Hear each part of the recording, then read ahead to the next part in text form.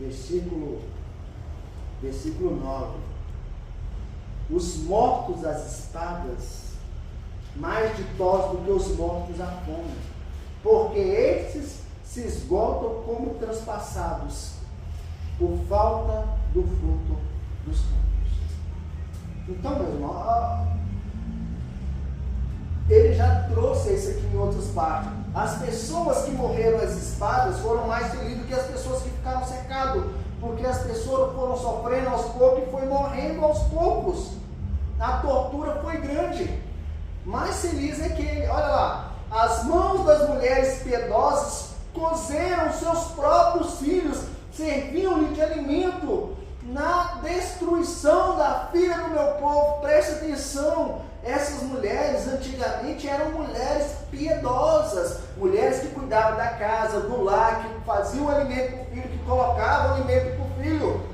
Mas a idolatria e o sofrimento foi tão agravante que agora aquela que era para cuidar está matando. Aquela que era para cuidar está fazendo, irmãos, isso é terrível, não dá para imaginar. Canibalismo.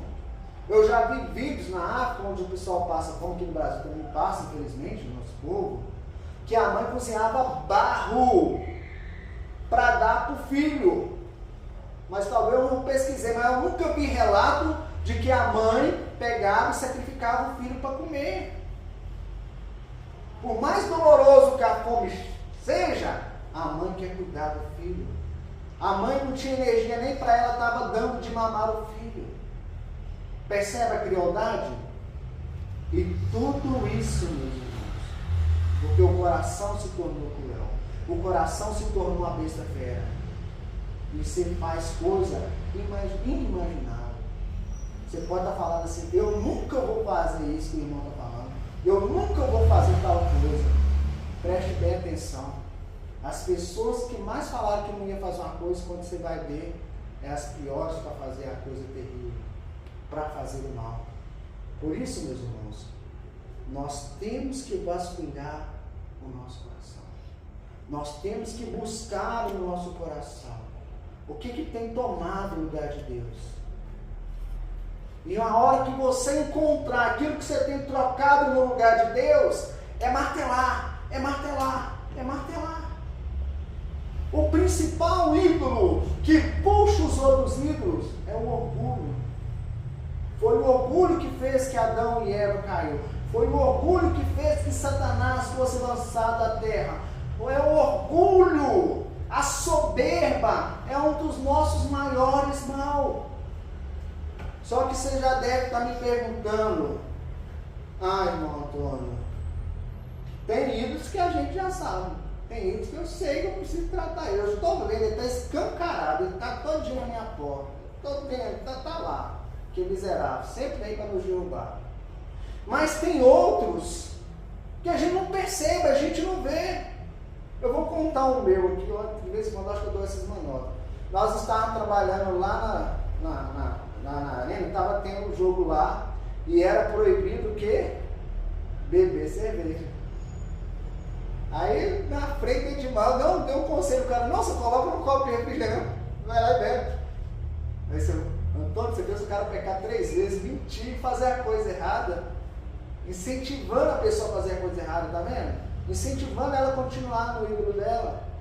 Era melhor estar falando, irmão, aqui é proibido beber a bebida, não vai beber, leva só o refrigerante e fica com o refrigerante. Outra coisa boa, a pessoa que está ao nosso redor, ela sabe aquilo que a gente, um ídolo da gente, ela consegue perceber. Se ela convive com você, fala, irmão, você tem esse vício aí, cuida dele. Mas exorta com amor. Se a pessoa chamar a sua atenção, receba a atenção.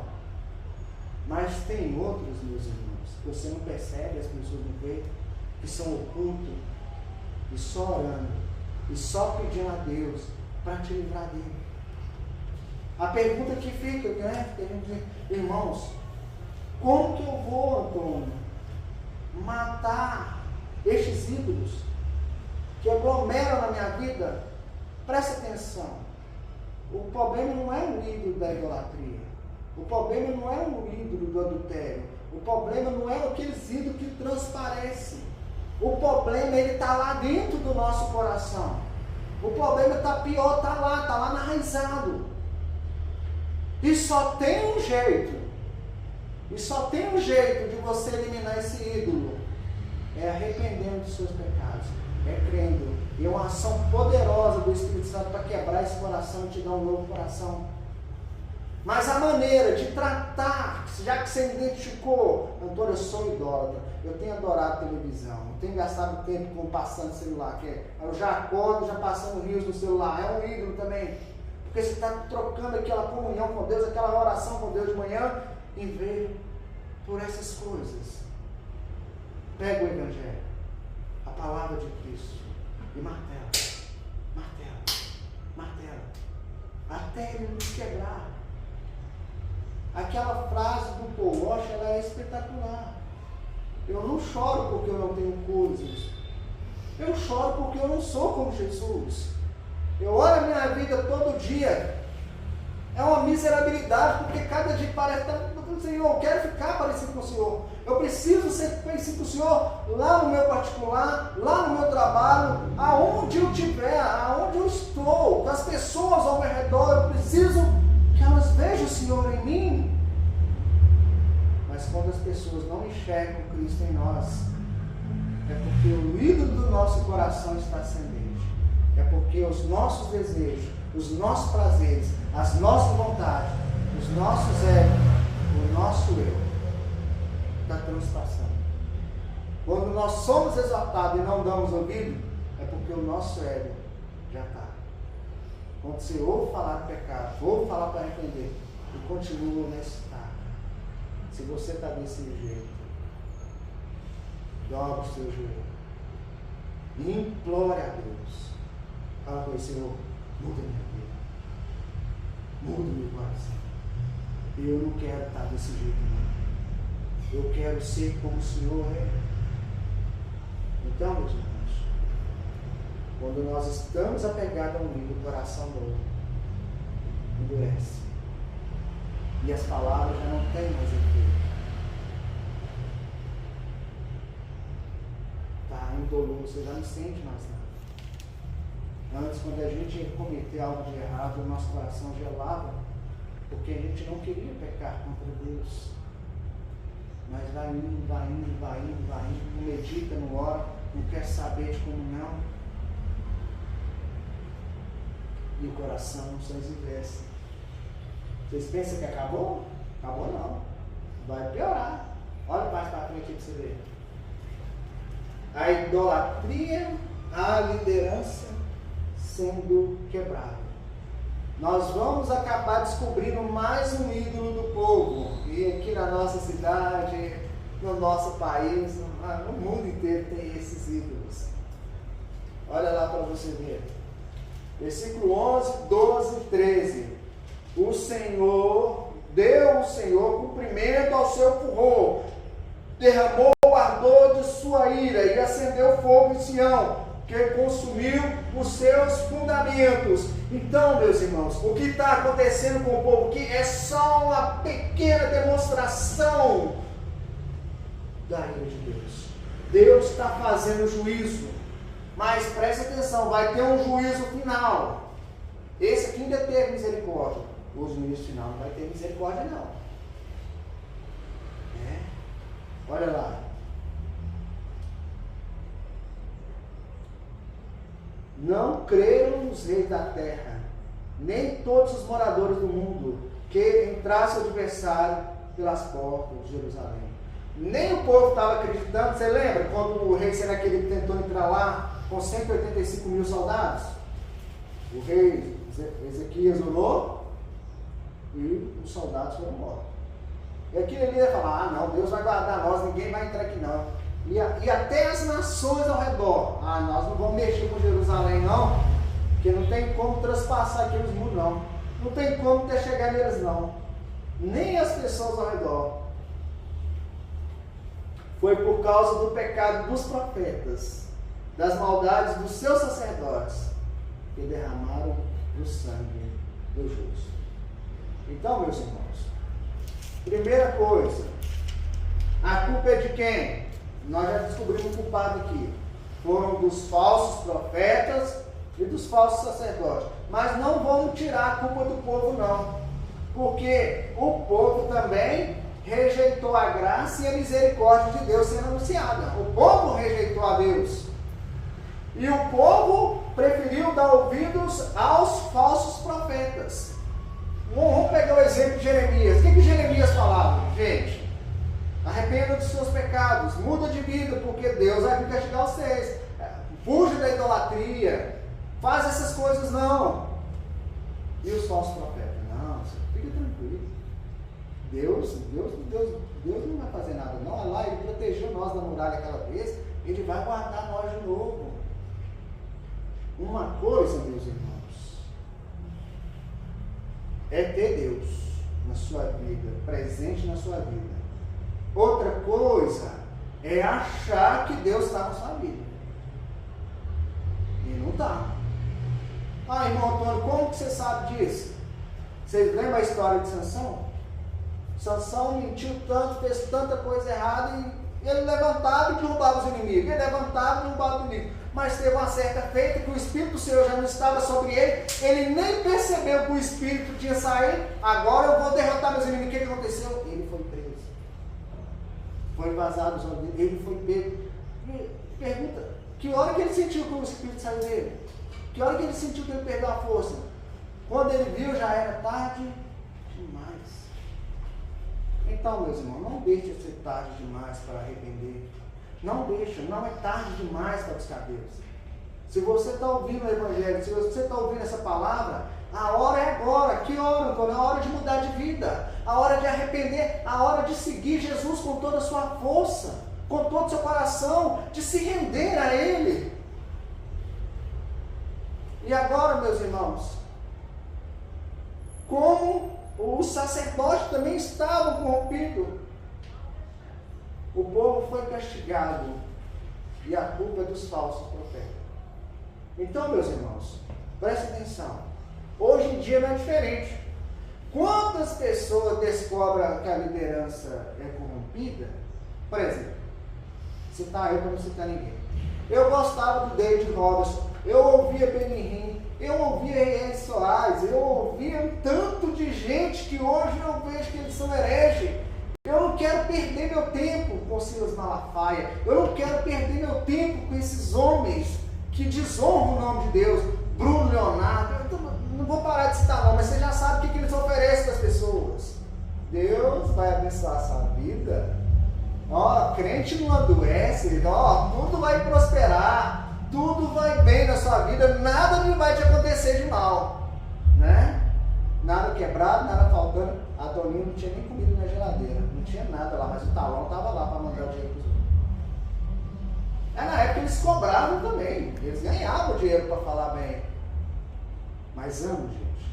Se tem uma pessoa que mostra o seu erro com verdade, amor, amo essa pessoa. Oh, obrigado por você ter mostrado isso aqui, obrigado por você ter corrigido isso aqui. Aquela pessoa que está vendo você indo para o abismo, caindo lá nas trevas, ela, não, vem para cá, Jesus é a luz, segue Ele, não vamos passar dificuldade. Não vamos gemer, mas o importante nós vamos estar com Ele, nós vamos estar salvos nele, nós vamos ter herança eterna. É isso, meus irmãos. E como você vai saber se a pessoa está falando a verdade ou não? Se você não meditar as Escrituras, se você não ir para as Escrituras, por que essas pessoas, elas gostam de ouvir também o que eles estão oferecendo? Mas se nós não irmos para as Escrituras, examinarmos a Escritura, como que nós vamos saber? Porque do tempo que eu conheço o Edmar, se tem uma coisa que nós sempre prezamos é tentar buscar a verdade, pregar a verdade. Nós já anunciamos muita coisa errada, mas a partir do momento que nós aprendemos que aquelas coisas eram erradas, o que nós estamos fazendo? Corrigindo. A partir do momento, se eu descobrir que eu ensinei uma coisa errada, o que nós vamos fazer? Corrigindo. Talvez no futuro a pessoa vai ser um falso profeta. Você vai ficar agarrado àquela pessoa, idolatrando aquela pessoa, ou você vai falar assim, você está errado, você está pregando heresia, Deus não está com você não, Deus não está com isso não, meus irmãos.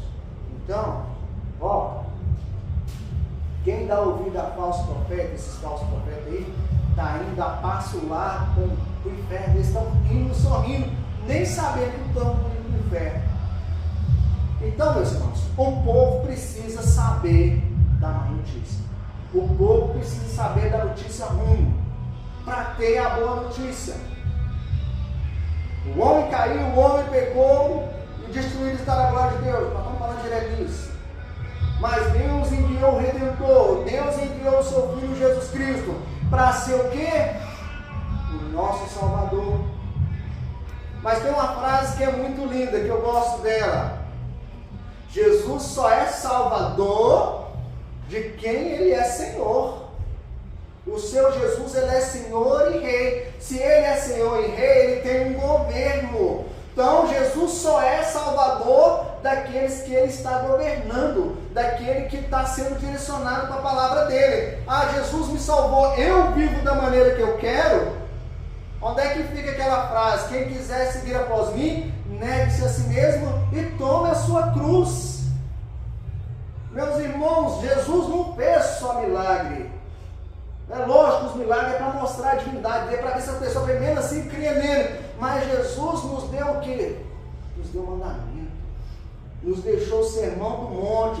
Se você é meu discípulo, olha o que você tem que fazer. Você tem que virar o outro lado, você tem que perdoar. Se você olhar para a mulher com desejo obsceno, você já adulterou. É de ponta cabeça. Aquele que chora é que é feliz. Aquele que é o mais pobre, o mais humilde, é que herda o reino dos céus. É uma virada de mente, é uma nascida de novo. Tem algo a ser seguido. Ah, não só me salvou, eu vivo da minha maneira. Então você não tem o Senhor na sua vida. Você não tem Ele governando. Arrependei-vos, é chegado o reino do céu. Está chegando um novo governo. E é pela palavra, é pelo Evangelho que Jesus vai governar. Então, meus irmãos, esses falsos profetas não confrontam o pecado, eles passam pano, tá? Você vai vencer, você não vai crescer, tudo vai dar certo. Mas a mensagem central do Evangelho, meus irmãos, ela tem uma cruz. E pode ter certeza, ela não está recheada de flores, não. Ela está encharcada com sangue. O sangue do Cordeiro.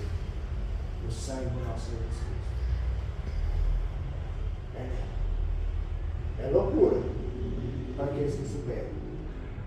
Mas para aqueles que creem, é a salvação. Eu esqueci de falar uma coisa, que eles falaram assim, o nosso sofrimento é maior que o de Sodoma e de Gomorra. Porque o de Sodoma e de Gomorra, Deus já foi, já mandou o enxofre, já exterminou com todo mundo. Mas com eles foram sofrendo vários anos. Ainda tinha o exílio, ainda tinha o retorno para eles. Então, meus irmãos, agora, esses falsos profetas, que mentiram para aquelas pessoas, eles não queriam nem ver. Chamou eles, vocês são imundos, vocês estão fedendo, vocês estão cheios de sangue. Né? As pessoas morreram por culpa da mentira deles. E se seguir pessoas mentirosas, líderes mentirosos, eles vão ser cobrados também. Aqueles que são líderes vão ser cobrados na sentença maior. O que fala? A ira do Senhor dividiu, e mais tornará a olhar para eles. Não reverenciaram a face do sacerdote, nem se compadeceram dos velhos. É isso que eles fazem, meus irmãos. Eram como cegos na rua. Ninguém queria ver eles, enxotaram. Nem as outras nações queriam os falsos profetas. Então, meus irmãos, por que o evangelicalismo na nossa cidade, no nosso país, está do jeito que está? Porque as lideranças estão corrompidas. Homens falsos estão liderando outras pessoas e estão levando elas para a morte.